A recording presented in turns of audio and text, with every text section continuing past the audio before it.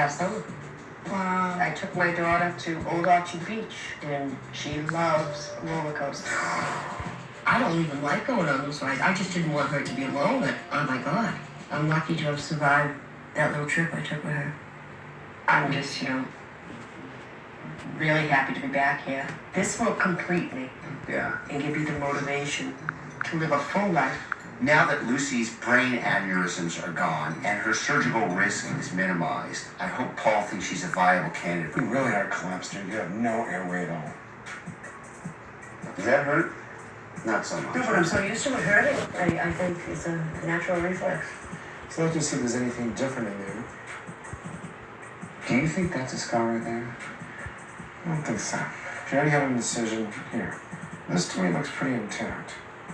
A lot of what we do depends upon blood supply. So a scar blocks that off, or? Previous dissection disrupts blood supply. I want to make sure that blood supply coming from the other areas is preserved enough so that you will heal. So you can still do it though, right? So yeah, so let's talk about improvement. You have a good chance of 50% improvement and a good chance it could look worse. Really? Yeah. You could lose the entire tip skin. That is on the table. Are you questioning that I'm having this done at all?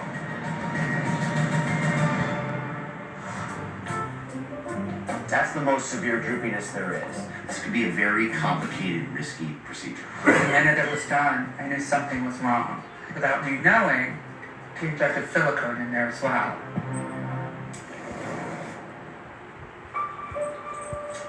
Breathe deeply, free your mind. Let go of your surroundings.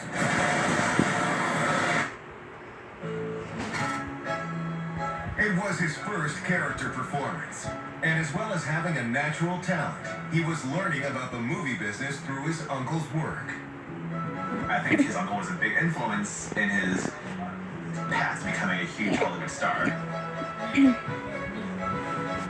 So from a young age, Nick Cage wanted to break into the movies, and his uncle had made it such a far away. He made it so far on his own. He wanted to kind of bypass his uncle and get even bigger and more famous. Hey. Take it easy. Nicolas Cage reportedly always had his face pressed up against the glass, looking at what his uncle and the rest of his family had, and knowing that he wanted more. He wanted that for his life.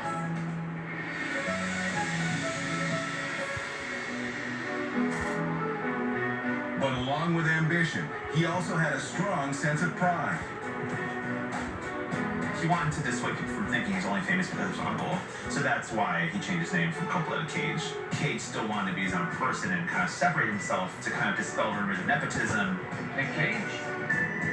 But he still took parts in his uncle's films, including Rumblefish and Peggy Sue Got Married, which led to bigger roles, more exposure, more acknowledgement, and more money. Nicolas Cage starts out a little bit of success in Hollywood. It's his quirkiness that really brought Nicolas Cage to the limelight. He was in Raising Arizona, Moonstruck. He really separated himself from the other Hollywood actors at the time. And the industry noticed.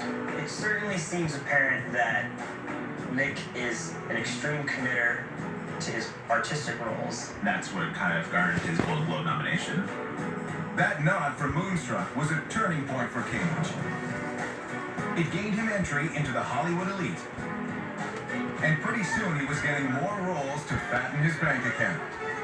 The rest of his family had money, they had wealth, they had power. So Nicolas Cage wanted that and more. And Nicolas Cage did by spending, spending, spending. He started his habit in the early 90s.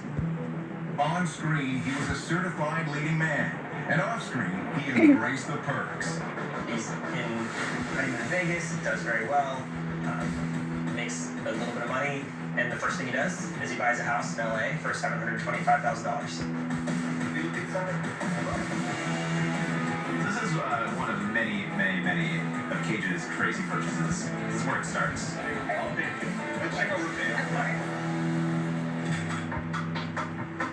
Still only pocketing paychecks in the tens of thousands. Cage was spending as though he was making millions. Something that people don't know about Nicolas Cage is he's actually somewhat of a history buff. And so he loves the history behind different types of properties, and he finds joy in basically buying these properties one at a time, and he acquires more and more property as he makes more and more movies. He's 26 years old, and he buys a $1.5 million house.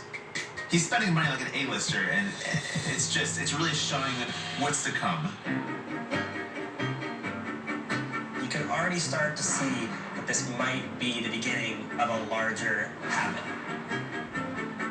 He actually bought this one home in New Orleans that was the home that is based on American Horror Story, this serial killer in New Orleans who lived there. And it's a haunted home, but it's a beautiful New Orleans mansion. So that comes with a large price tag.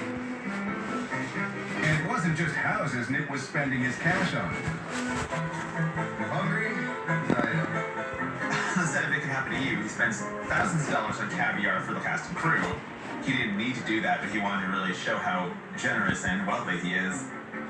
I think it was Cage's modest upbringing that kind of led to his money habits. Cage wanted to show that he could afford more, spend more. He could be higher than the middle class. He wanted to be the upper class. He was on his way. In 1994, Cage secured a role of a lifetime that would cement his status as one